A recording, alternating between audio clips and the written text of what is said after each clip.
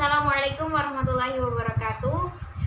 Alhamdulillahirrabbilalamin. Wabihi nasta'inu ala umurid dunia waddin. Assalatu wassalamu ala ashrafil mursalin Sayyidina Muhammadin wa ala alihi wa sahbihi ajma'in, amma ba'd. Puji syukur kita haturkan kepada Allah subhanahu wa ta'ala yang telah memberikan hidayah dan inayahnya sehingga kita masih bisa mengikuti perkuliahan pada pagi hari ini. Salawat beserta salam tidak lupa mudah-mudahan tercurah kepada baginda alam Nabi besar Muhammad SAW, kepada keluarganya, sahabatnya, dan mudah-mudahan kepada kita semua selaku umatnya. Amin ya rabbal alamin. Yang saya hormati dosen mata kuliah Tafsir Ahkam Bapak Nur Ahmad Soim, yang saya cintai dan saya sayangi segenap teman-teman seperjuangan Ahwalus Sahsiyah semester 5. Hari ini saya akan mencoba mempresentasikan tentang wasiat yang ditinjau dari segi tafsir. Yang pertama, saya akan memberikan prolog mengenai pengertian wasiat itu sendiri. Jadi wasiat itu bentuk jamaknya adalah kata al-wasoya. Secara etimologis bermakna menyambung sesuatu dengan sesuatu yang lain. Nah, dalam terminologi syariah, wasiat ini memiliki beberapa arti. Yang pertama itu pemberian seorang manusia pada yang lain dalam bentuk benda atau hutang atau manfaat untuk dimiliki oleh penerima wasiat. Terus yang kedua itu amal kebaikan dengan harta setelah matinya pewasiat. Dan yang ketiga, kepemilikan yang disandarkan pada sesuatu setelah kematian dengan cara syar'i. Sekarang kita akan membahas mengenai dalil tentang wasiat itu sendiri. Yang pertama, saya mengutip Quran surat Al-Baqarah ayat 180 yang berbunyi, A'udzubillahi minasyaitonirrajim. Kutiba 'alaikum idza hadara ahadakumul mautu in taraka khairanil wasiyyatu lil walidaini wal aqrabina bil ma'ruf haqqan 'alal muttaqin. Yang artinya, diwajibkan atas kamu apabila seorang di antara kamu kedatangan tanda-tanda maut, jika ia meninggalkan harta yang banyak, berwasiat untuk ibu bapak dan karib kerabatnya secara ma'ruf. Ini adalah kewajiban atas orang-orang yang bertakwa. Secara umum, ayat 180 surat Al-Baqarah ini menegaskan bahwa Allah mewajibkan kepada orang yang memiliki banyak harta untuk mewasiatkan hartanya kepada kedua orang tuanya dan juga kepada kerabat-kerabatnya. Namun, dalam pengambilan hukum, para ulama berbeda pendapat mengenai hukum wasiat tersendiri. Yang pertama, jumhur ulama berpendapat bahwa ayat 180 surat Al-Baqarah tentang wasiat ini telah dinasah oleh ayat-ayat waris yang dijelaskan dalam surat An-Nisa ayat 11 dan 12 dengan beberapa alasan. Alasan yang pertama, terdapat hadis Rasulullah yang diriwayatkan oleh Imam Ahmad dan Imam Al-Baihaqi dari Abu Umamah Al-Bahili yang artinya, sesungguhnya Allah telah memberikan kepada setiap orang haknya masing-masing, maka tidak ada wasiat bagi ahli waris. Status hadis ini memang tidak mutawatir, namun telah diterima oleh banyak ulama Islam sejak dahulu. Alasan yang kedua adalah para ulama sependapat bahwa ayat-ayat harta waris tersebut diturunkan sesudah ayat wasiat ini. Para ulama yang berpendapat bahwa ayat ini telah dinasah oleh ayat-ayat waris sendiri terbagi menjadi dua golongan. Golongan yang pertama mengatakan bahwa tidak ada wasiat yang wajib kepada kerabat dan ahli waris maupun kerabat yang bukan ahli waris. Golongan yang kedua mengatakan bahwa yang dinasah hanya wasiat kepada ahli waris sesuai dengan ayat-ayat mawaris itu, tetapi untuk karib yang tidak termasuk ahli waris wasiat itu tetap wajib hukumnya sesuai dengan ayat wasiat ini. Selanjutnya pendapat yang kedua datang dari Abu Muslim Al-Isfahani. Abu Muslim Al-Isfahani ini adalah seorang ulama yang tidak mengakui adanya nasakh dalam ayat-ayat Al-Quran, dan Ibnu Jarir At-Tabari bahwa ayat wasiat surat Al-Baqarah ayat 180 ini tidak dinasahkan oleh ayat-ayat mawaris dengan alasan yang pertama, tidak ada pertentangan antara ayat wasiat ini dengan ayat-ayat mawaris karena wasiat ini sifatnya pemberian dari Tuhan. Oleh karena itu, seorang ahli waris bisa mendapat bagian dari wasiat sesuai dengan ayat 180 ini. Yang kedua, alasan yang kedua adalah seandainya ada pertentangan antara ayat wasiat dengan ayat-ayat harta waris, maka dapat dikompromikan, yaitu ayat-ayat wasiat ini sifatnya umum, artinya wajib wasiat kepada setiap kerabat, baik ahli waris maupun bukan ahli waris. Sedang ayat-ayat mawaris sifatnya khusus, jadi kewajiban berwasiat itu seperti dalam ayat 180 surat Al-Baqarah ini tetap berlaku, sehingga tidak bertentangan dengan ayat-ayat harta waris. Pada ayat 180 surat Al-Baqarah ini juga diterangkan mengenai harta yang boleh diwasiatkan adalah jika seseorang memiliki banyak harta. Para ulama menjelaskan mengenai batasan banyak dalam yang disebutkan dalam ayat ini. Menurut para ulama, harta yang boleh diwasiatkan itu tidak lebih dari 1/3 harta peninggalan orang yang meninggal setelah dikurangi beban-beban orang yang meninggal tersebut seperti hutang-hutang dan biaya pengurusan jenazah. Apabila lebih dari 1/3, maka harus melalui persetujuan ahli waris. Kalau tidak disetujui oleh ahli waris, maka wasiat hanya berlaku 1/3 dari jumlah harta yang ditinggalkan. Selanjutnya yang ditekankan oleh ayat ini juga adalah bahwa wasiat ini diberikan dan dibagi secara ma'ruf, artinya secara baik, adil, dan wajar. Jangan ada yang menerima sedikit sedang yang lain menerima banyak, kecuali dalam beberapa kasus bahwa seseorang memiliki kebutuhan yang lebih banyak dibandingkan orang lain. Oke, selanjutnya kita akan membahas Quran Surat Al-Maidah ayat 106 yang juga menerangkan tentang wasiat. Bunyinya adalah A'udzubillahi minasyaitonirrajim.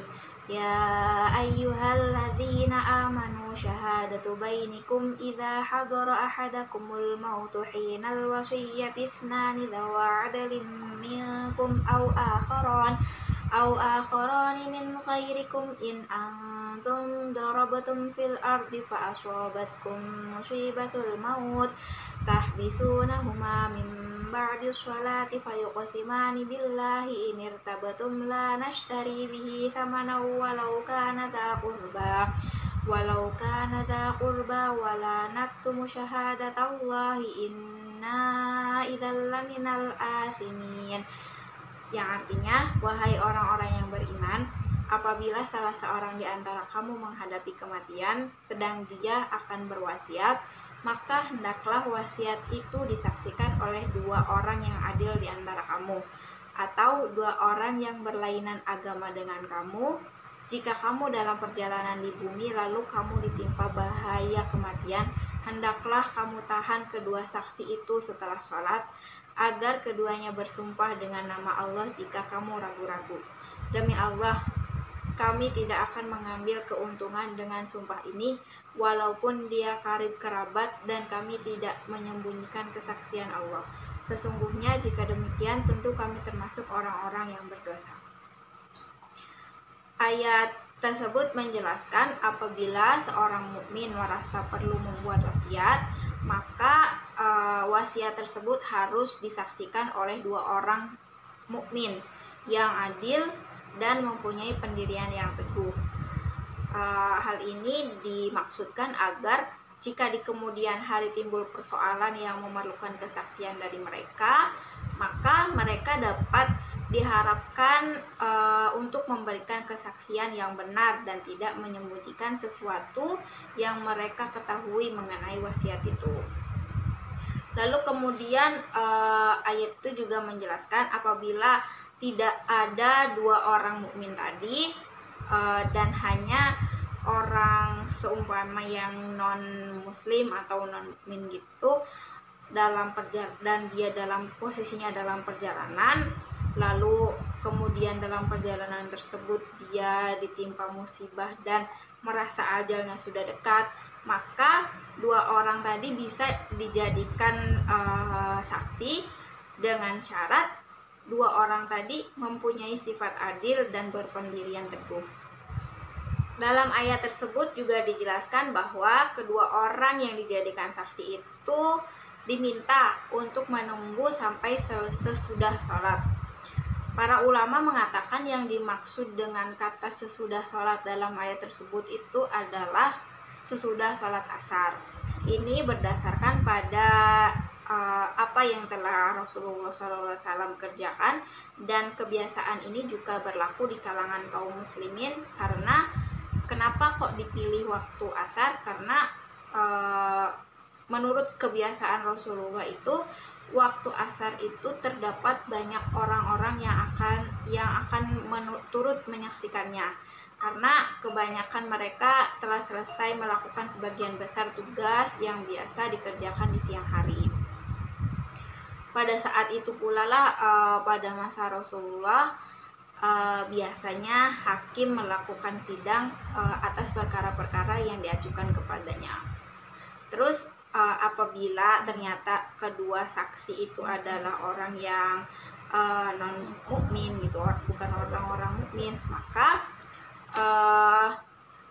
waktu yang disebutkan dalam surat tadi yang mengatakan bahwa selesai sholat itu adalah waktu sholat menurut agama mereka. Dalam ayat tersebut juga dijelaskan bahwa ada menyebutkan tentang mengenai sumpah-sumpah yang harus diucapkan oleh kedua saksi tersebut. Tetapi apabila kedua saksi itu cukup dipercaya, maka kesaksian mereka atas wasiat tersebut tak perlu disertai dengan sumpah. Namun apabila ahli waris dari orang yang berwasiat itu seperti meragukan kejujuran saksi-saksi tersebut, maka saksi itu diminta untuk mengucapkan sumpah untuk menguatkan kesaksian mereka, sehingga dapat diharapkan mereka akan benar-benar bertindak sebagai saksi yang memang benar-benar jujur dan dapat dipercaya sepenuhnya. Isi sumpah yang dilampirkan yang disebutkan dalam surat tersebut itu berisi sumpah yang menunjukkan bahwa para saksi tersebut berikrar tidak akan memperlakukan kesaksian itu seperti barang dagangan yang dapat diperjualbelikan. Kesaksian itu atau sumpah tersebut menunjukkan bahwa mereka tidak akan menyembunyikan kesaksian itu atau mengubahnya karena hendak mengharapkan sesuatu untuk kepentingan pribadi seperti imbalan dan sebagainya. Isi sumpah itu juga berisi bahwa mereka senantiasa akan memegang teguh kesaksian mereka walaupun akan menimbulkan kerugian kepada salah seorang kerabat mereka. Mereka akan merasa yakin betul bahwa apabila mereka menyembunyikan kesaksian mereka ketika kesaksian itu diperlukan atau mengubahnya dengan kesaksian yang palsu, mereka pasti berdosa dan akan mendapat azab dari Allah. Nah, dari 2 ayat yang tadi saya sebutkan itu dapat diambil kesimpulan mengenai hukum wasiat. hukum wasiat bagi orang yang diberi wasiat sendiri itu adalah wajib untuk menyampaikannya. Sedangkan untuk yang membuat wasiat, hukumnya itu ada 4. Yang pertama wajib. Wajib ini hukum wasiat wajib apabila manusia mempunyai kewajiban syara yang dikhawatirkan akan disia-siakan bila dia tidak berwasiat, seperti adanya titipan hutang kepada Allah, hutang kepada manusia, misalnya dia punya kewajiban zakat yang belum ditunaikan, atau haji yang belum dilaksanakan, atau amanat yang harus disampaikan, dan bisa pula dia mempunyai hutang yang tidak diketahui oleh orang lain selain dirinya sendiri. Selanjutnya, hukum wasiat bagi orang yang akan meninggal dunia itu sunnah muakkad. Ini menurut ijma ulama yang disepakati oleh imam 4, yaitu Imam Malik, Imam Syafi'i, Imam Hambali, dan Imam Ahmad bin Hambal. Ulama bersepakat bahwa hukum wasiat itu sunnah muakkad jika memang diperuntukkan bagi kebajikan bagi karib kerabat atau orang-orang fakir dan orang-orang sholih. Selanjutnya, hukum wasiat juga bisa makruh apabila orang yang berwasiat memiliki sedikit harta, sedang dia mempunyai seorang atau banyak ahli waris yang membutuhkan hartanya. Dan bisa juga hukumnya makruh apabila wasiat itu diberikan kepada orang yang fasik jika diketahui atau diduga keras bahwa mereka akan menggunakan harta itu dalam kefasikan dan kerusakan. Wasiat juga bisa haram apabila wasiat yang lebih dari 1/3. Selanjutnya, wasiat kepada ahli waris haram jika ia merugikan ahli waris. Maksudnya wasiat yang merugikan ahli waris seperti ini adalah batil sekalipun wasiat itu mencapai 1/3 harta. Diharamkan juga untuk mewasiatkan khomer, membangun gereja, dan tempat hiburan. Selanjutnya, wasiat juga bisa dihukumi mubah apabila ia ditunjukkan kepada orang yang kaya, baik orang yang diwasiati itu kerabat ataupun orang jauh. Menurut Imam Rafi'i, mubahnya wasiat karena bukan transaksi ibadah. Itu saja yang bisa saya sampaikan pada pertemuan kali ini.